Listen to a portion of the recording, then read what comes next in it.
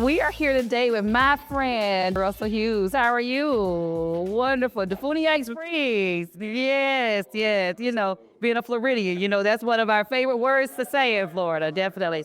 And so thank you so much for being here as we, through IEI, we are doing Superintendent podcast where we are lifting stories from the field. So thank you for giving us some time to talk to you today. So we're going to jump right in if that's fine. So one of the things I want to talk about, when you took the superintendency in 2016 in your district, what was the most pressing challenge that you identified in the district and what was your immediate strategy to addressing it?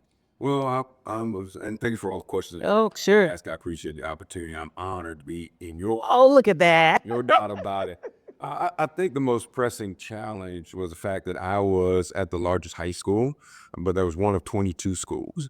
So I knew what was going on in my school, but I knew I was now going to be leading an entire district of 22 schools, some 86 miles of differences in between three specific geographical areas with three specific interest areas, populations. So I had to figure out what way we were going to utilize something that would get us all headed in the same direction. So we needed unified voice, unified goal, and we always talk about vision and clarity. So I knew I had to come in and come with some kind of mantra, some kind of idea, thought, where everybody understood we were now on one team headed in one direction, and I had to chart the course, state the direction, and then determine how we were going to get there.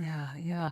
So knowing the, Florida accountability system very, very well, I think it is not lost on me that you've moved Walton County from 35th in the state to number two. So talk about what that looks like, right? Congratulations for that, because that's not easy to do. And so, and you have some diversity and diverse experiences even within your district. So talk a little bit about that. Like, what was that work really like? What had to be in place for that to happen? Well, I think first of all, it was really eye-opening. Again, I was at the most diverse, most challenging school, high school. It was the largest at that time, and my grades were really well. Matter of fact, we led the district in many areas. It was a D school when I got there as principal, and 1 year later, we raised up to a 1 point from a B. So with us doing that well, and our school district seemed to be 35th, there was a problem. So I had to figure out what the problem was. So with the most challenging population and diversity I had, and those other schools had a population that would seemingly statistically do better, were not doing better. So I had to figure out the intricacies, the details of what was causing us to be delayed. And what I quickly found out was several things. One, the graduation rate was late. It was not very good. Yeah. It was over the 90s at my school, and it was 77 for the district. Oh, wow. And finding out, I did not know that the charter schools were calculated into the district grade, the graduation rate. And I had a charter school that was 18%, that their graduation rate was 18%. Oh, wow. 18%, which means 18 out of 100 children per graduate. Right. And it had some 300 plus students at that school. I had to do something about that. And then because of the population of the schools that were not my schools, had the lesser African-American population, the lesser ESE, ELL, Hispanic populations, those schools were kind of going under the radar and hurting a district because they didn't have enough to rise to a cohort level. So I had to address those details because now that was a part of my grade. Yeah.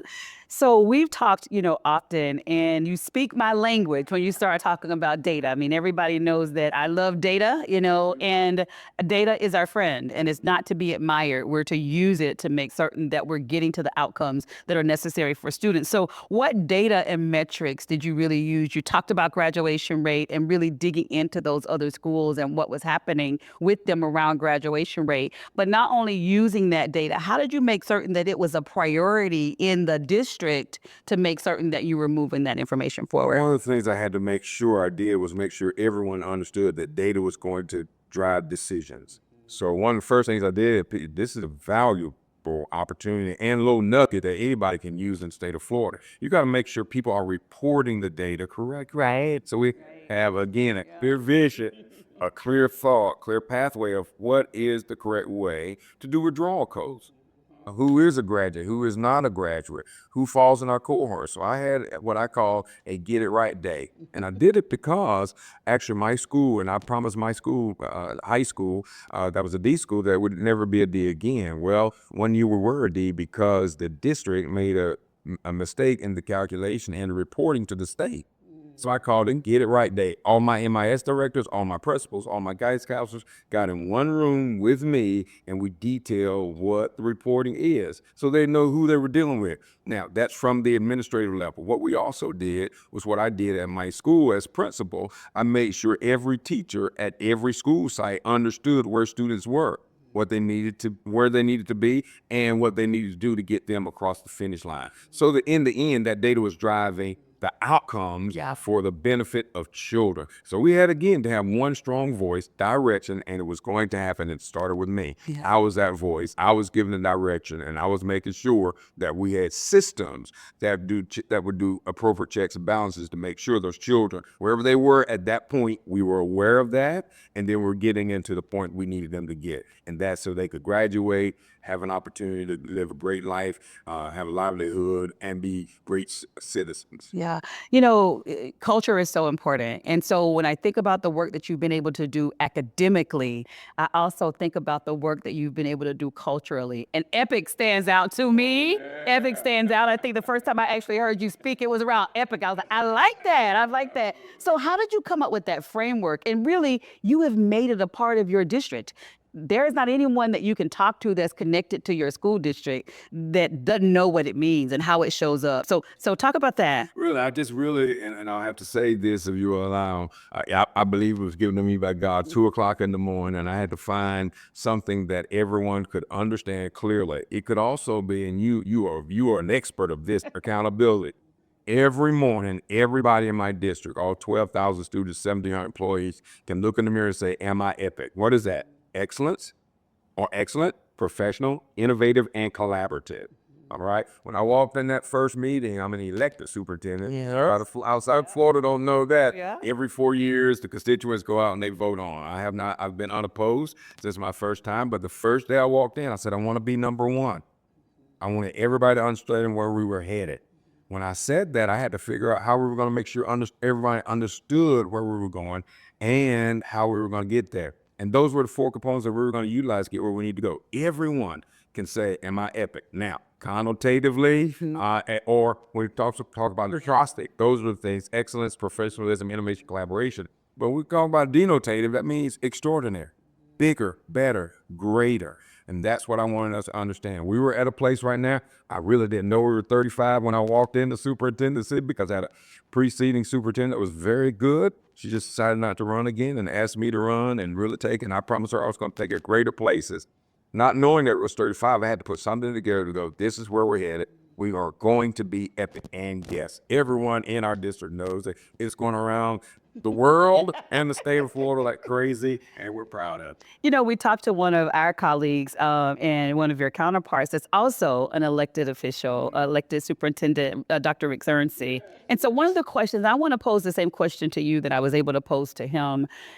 Being from an elected governance structure, right? How has that really helped you to move forward what needed to happen in your district, sometimes even faster than you could do it in some other areas? Thank you for that question. People wonder, and they look at me differently when they say, elected? How do you operate? I love it. Because constitutionally, it gives clear lines to the board and me. I handle operations. The board handles budget and policy. When those lines are defined, I can do my work. I can do what I need to do with buses. I can do what I need to do with schools. I can do what I need with administrators and hiring. And the board makes sure the policies that they create that govern me, those that are adhered to, I keep in constant communication with them to make sure they understand. I understand the policy. I'm operating within those policies, and then I'm creating operations that can function under their guided budget. All right. So then the other part to me is I have to answer the 89,000 residents. Every year they evaluate me. Every 4 years they determine if I'm doing a good job, if I'm giving me a real vote of confidence or not. So I really am committed to the people. 89,000 residents, 12,000 students. So I got to make sure that we're doing what we need to do so that I can do my job clearly, the board can do their job clearly, and together we are making a difference and we're making that happen. Yeah. And now, what term are you in now? This is Third. you're in your third term. Are you doing it again? Yeah. Okay, you're running more. Okay, so so in thinking about that though, you also know that you are given the runway because of those terms to get the work done, right? You know, while you're in your third term and looking to next for what that looks like, but you know that as you start the initiative, as you're looking at Epic and the desire to be one, I mean, you're close to it, right? But you're able to get those strategies in place and you're able to see them through. And so how have you really been able to use that to also hold your people accountable for the work that's happening in your district? Thank you. Yeah, no worries. Things I believe we have to do when you have goals. I think one of the keys in with those goals keeps you motivated and accountable. You make them public. Everybody in my system knows we want to be number one. Everybody in the community knows we want to be number one. I often publicize where we are, what we've done, and here's the value. As a principal for 14 years, not one time did we go down in our accountability assessments. 1 year at my school, we stayed the same, but none. Now listen, it's been superintendent 9 years. Not once have we stayed the same or gone down. 35 to 17 to 11 to 10 to 3 to 4 every year. And if we stayed the same in ranking, we did not stay the same in assessment. Right now, we're 1/10 of a point from graduation rate. We improved 1/10 of a point, but we missed number one by 1/10. Oh my So goodness. here it's even the slightest increase. Great. You've never stayed the same or gone down, and that is really monumental. Everybody understands it, and it keeps me grounded, keeps me focused, and everybody understands where we want to go. So you mentioned graduation rate, and kudos to you on that because, you know, getting that done with precision is really important. And it's important for our students because we always say to them, it's not where you start, it's where you finish. And you've really been able to do some innovative work as well around pathways for students and experiences for them for college. And let's face it, 10 years from now, you know, high school as we know it will likely not look the same as it looks now. So talk a little bit about, you know, how you've created the work around pathways. I know you have the Magnet Intervention Centers. Let's talk a little bit about that. Thank you so much. What we really had to find out is what did our students need that our district was not providing. So the Magnet Innovation Center came about because I was losing children to the neighboring county. We had a STEM school. We didn't have that. And I didn't know that until I walked around in one of my geographical areas in a feeder pattern. I'm asking kids, where are you going next year? And they had 5 say, I'm going to the neighboring county. And I'm like, oh no. No, because with those students, God goes money, Right. opportunities, families. So I created, with the support of my board and with the financial generosity of one of the largest developers in my county, the Magnet Innovation Center. And now we don't have students going out of district to get access to STEM. And I added an A to it. I got to always up everybody that I'm competing with, but we added the arts. So we have a very great, strong theatrics program going there, top of the line biomedical systems. Wonderful. The hospital is being built by that developer near our new school, and that's been great. The other part of that is I created a school called Walton Intensity, and the 10 IN10 are 10 core values we're going to live by. I mentioned that charter school had 18% graduation rate. I created the school and invited those students to that school so I could have some authority, some voice in their life, and then gather them in a place where I could provide teachers that understood where they were, where they came from, and where we needed to go. And I invited those students back to our school system. And now that charter school is only surviving based on the numbers they had because most of those students came back to me, and we have an 88% graduation. Look at that. So it's not just the top students. It's those students that are falling through the cracks because of our systems that are not created for them or created without them involved. And we have really closed the gap on that, and that's what's made a great difference. You know, I don't think that people really know the diversity that you have in your district, you know, the span of populations that you serve. And so you serve some of the highest performing students in the area and some of the students that have some of the greatest challenges. And so in doing that, what kind of gaps have you really looked to fill as you're moving from one space to the next and really focusing on the students' needs? Thank you for that. The gaps are different in every geographical area. They overlap in some ways, but they're real. And with that, I had to really kind of figure out the niche in each geographic area. Our most northern population is very centered around agriculture. Our most southern population, which is 23 to 26 miles of beaches, is kind of different. So you have the affluent there, and then you have those who work for the affluent there that may not can live there, but they have children there and they work there, so the children go to school and now interact with those students who are the students of parents who are affluent. Our blue green water. Absolutely. No doubt about it. So I had to really find something that was going to work in the agriculture area to make sure those students were arriving at the same finish line and had the opportunity of their desires, of their community, so they could get what they need and then stay in those communities to be successful. And then I have in the middle our central area of Walton County, which is north of the bay, south of the agriculture, which we had the most diverse population there, and then the most challenging school numbers when it comes to socioeconomic status. So I had to do something there to say, okay, you can be what you want to be, and you're seeing it right here around you. You're seeing the affluent in the south, you're seeing those that are not so affluent in the north, and you're in the middle. Where are you going to go? And I had to create a program and programs that would give them the opportunities they needed and ultimately keep children in our community if they want to stay. And then they could go out where they wanted to go. So some in our southern area, they go to a lot of Ivy League schools. There's that nature. Some of our middle just want to make it to the University of Florida, which is challenging, you know, or the local community college. So I had to create some avenues that everybody could get what they needed. Is working out pretty good. You know, you mentioned earlier when we were talking about Epic that, you know, God gave it to you, right? And so it's not lost on me that you're a pastor, right? And so you lead with a lot of that. But you've also talked a lot, and just watching your work over the past several years, a lot about the values that you have for your family, that your school district, you are creating those spaces for your own grandchildren. And so how have those values, the values that you have around faith, the values that you have around family, really also helped you as you're structuring this epic experience that students are having in your district?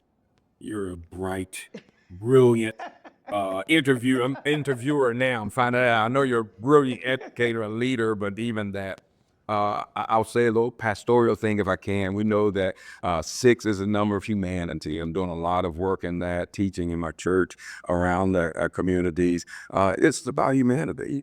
It's about children. It's about lives. Whatever they look like, they are God's children. If we believe that, all of God's children. And I have the responsibility and the opportunity to make an impact on God's children. He's placed in my hands. The question becomes, what are we going to do with what's in our hands? This district is in my hands, and every child, consequently, is in my hands. And the question becomes to me, accountability. What are you going to do about opportunity you have with every one of those children? So yes, I try to touch every one of those 12,000 children. They call it super selfies. I am a master at taking a super love it. Yes. Those children try to get in. I try to get as many in as possible. It's just to my heart that we deal with humanity. Wherever they come from, whatever challenge they do with, they're all mine. And I say that all the time. And I tell principals, you run it, but I own it. Yeah. They're all my children. And I have one grandchild in the school district and one starting up again next year. Hopefully 6 granddaughters going to be in my school. Oh, look at that. I take it seriously, very prideful, and I have that responsibility. Wonderful, wonderful. So you have an upcoming book?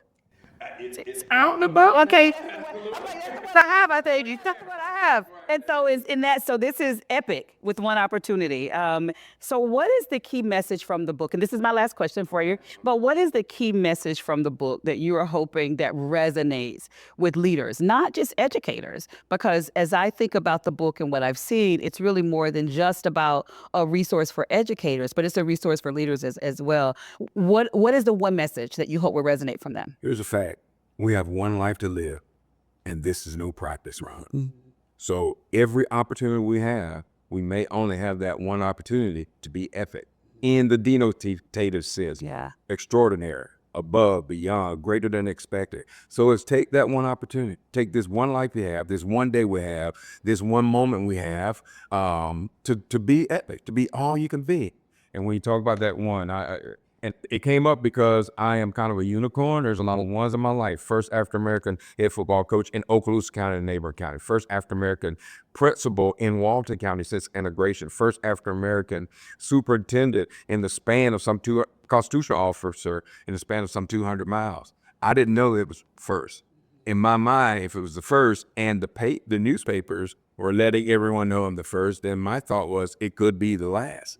So I had to take the one opportunity that I had in my hands to do great work. Yes. So it would foster an opportunity for others, and they just won't be the one and only. Awesome. Thank you so much, Doc, for being here. And thank you for giving us your time and to have these conversations. And this is really Superintendent Stories, and it is really stories from the field, because there is so much quality work that's happening across this country. And through IEI, we want to make certain that those stories continue to be elevated and told, not just nationally, but we're reaching folks internationally as well, because those stories need to be told. So thank you. Thank you for being here. If there was one last word that you wanted to leave us with, what would it be? Well, I have to say this. I hope I'm not upping you, but to be interviewed by you, the work you're doing all over the country and the world is amazing. So to sit here with you, interview people up here, and listen, if anything I could say is epic is what it is, but you're extraordinary as well, and you're epic in your own right. I receive it. I receive it. Thank you so much. And the feeling is definitely mutual. Thank you. Thank you so much. Thank you for being here.